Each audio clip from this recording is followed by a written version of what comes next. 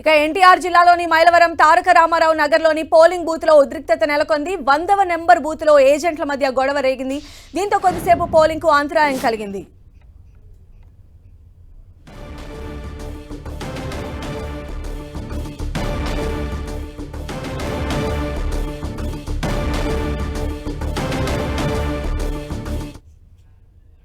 ప్రతి ఒక్కరూ స్పష్టతతో ఎలాంటి పాలన కావాలో ఆలోచించుకుని ఓటు వేయాలని సజ్జల రామకృష్ణారెడ్డి కోరారు.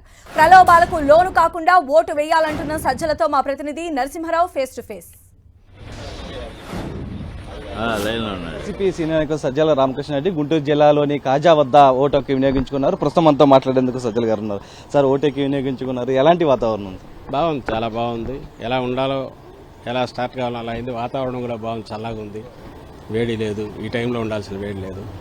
ఈ వాతావరణంలో ప్రజలందరూ మెజారిటీ మ్యాక్సిమం వాళ్ళ ఓటు హక్కు ఉపయోగించుకోవాలి. ఈ ఓటు హక్కు అనేది 5 ఏళ్లకు ఒకసారి వచ్చే దాంట్లో ఒక్క ఓటు కూడా నా ఓటుతో ఏమవుతుందని ఎవరు అనుకోకూడదు. ఒక్క ఓటుతోనే అటు ఇటు తలరాతలు మారిన ఇవి సందర్భాలు ఉన్నాయి. 10 ఓట్లతో ఇదే కాన్స్టిట్యున్సీలో 14లో నిర్ణయం మాకు పాజిటివ్గా వచ్చింది. సో ప్రతి ఒక్కరూ నా ఓటు ఒక్క ఓటుతో ఏమనుకోకుండా, అలాగే అట్ ది సేమ్ టైం ఒక స్పష్టతతో దేనికి వేస్తున్నాం, ఎలాంటి పాలన కావాలి, రెండు అన్ని రకాలుగా చూశారు కాబట్టి ఏ గందరగోళంగానికి ఇది కాకుండా వాళ్ళ నిర్ణయం ఎట్లుంటే అట్లా ఎలాంటి పాలన అయితే బాగుంటుంది అనుకుంటే దానికి ఓటు వేసి రాష్ట్రానికి మంచి భవిష్యత్తు ఇచ్చాక రాష్ట్ర భవిష్యత్తు నిర్ణయించడం మా ఒక్క ఓటు కూడా ఎంతో విలువైంది అనే విషయం గుర్తించాల్సిందిగా వాళ్ళ ఓటు వేసుకోవాల్సిందిగా కోరుతున్నాము. ఏర్పాట్లు ఎట్లా ఉన్నాయి? ఏర్పాట్లు బాగున్నాయి, ఎక్కడ ఎలాంటి ఇది లేదు.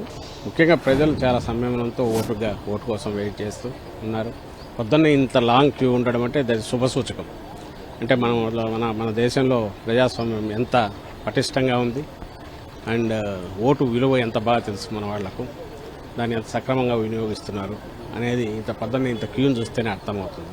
అంటే కొన్ని చోట్ల ఓటర్లను ప్రలోభాలకు గురి చేస్తున్నారన్న ఒక వార్తలు కూడా వినబడుతూ ఉన్నాయి. అంటే ఏం చెప్తాను సార్ ఓటర్లకు? అందుకే నేను అంటున్నా, ప్రలోభాలు ఇంకొకటి ఏది జరిగినా ఫైనల్ బ్యాలెట్ బాక్స్ దగ్గరికి పోయేసరికి ఒక్కసారిగా ఆలోచించాల్సింది ఎవరైతే మనకు బాగుంటుంది, ఏ పాలన అయితే బాగుంటుంది. 5 ఏళ్ల పాటు ఇది రాష్ట్ర భవిష్యత్తును డిసైడ్ చేస్తుంది. అన్ని రకాల వాటిని చూసాం. ఈ ప్రలోభాలు వీటన్నిటిని తనలో తీసేసి అల్టిమేట్గా ఏది బాగుంటుంది అనుకుంటే దానికి ఓటు వేయాలి. ఏదైతే మన కుటుంబాలకు బాగుంటుంది, మన కుటుంబాలన్నీ బాగుండాలంటే ఏది బాగుంటుంది, మన కుటుంబాలు బాగుండడమే కాకుండా కుటుంబాల భవిష్యత్తు కూడా బాగుండాలంటే ఎవరు బాగుంటుంది అనేది ఒక్కసారి ఆలోచించుకుంటే ఈ ప్రలోభాలన్నీ పక్కకు తోసేసి, అలాగే మా ఒక్క ఓటుతో ఏమవుతుంది లేనుకోకుండా ప్రతి ఓటు విలువైందే, ప్రతి కుటుంబం ఓటు విలువైందే అని గుర్తించి ఓటు వేస్తే మంచి ఫలితాలు వస్తాయి, రాష్ట్రం కూడా బాగుంటుంది. ప్రలోభాలకు లోను కాకుండా ప్రతి ఒక్కరూ కూడా తమ ఓటు హక్కును వినియోగించుకోవాలంటూ కూడా సజ్జల అయితే చెప్తున్నారు.